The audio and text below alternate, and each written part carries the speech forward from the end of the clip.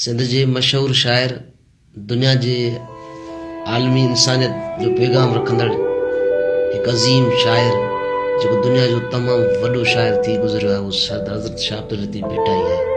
उन जी शाइरी आहे त सेवा कर समुंड जी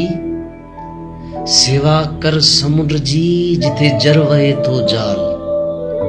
सेवा कर समुंड जी जिथे जर वहे थो जाल। सवे वहन सीर में माणक मोतीलाल। सवे वहन सीर में माणक मोतीलाल। जे मासो मिलई माल जे पूजारा पुर थी।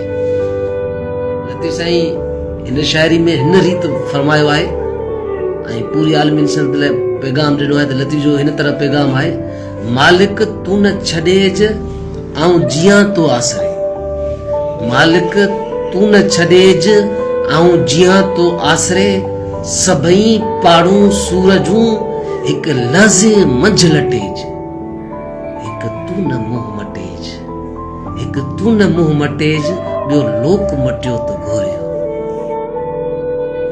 सिंध जे बरख शाइर सचल सरमस्त जंहिंजो असुल नालो अब्दुल वहाब आहे ऐं हू दराज़ा शरीफ़ में वाक़िअ आहे ऐं हू सूफ़ी जे पैगाम ऐं तसौफ़ जे पैगाम खे तमामु घणो साराहियो आहे।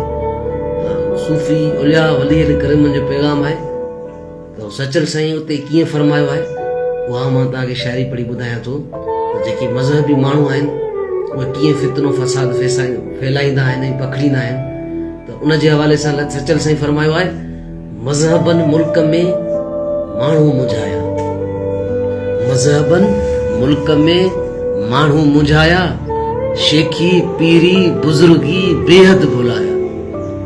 शेखी पीरी बुजुर्गी बेहद भुलाया।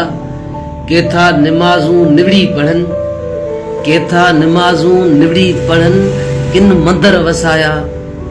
ओॾां किन आया सचल अकुल वारा इश्क।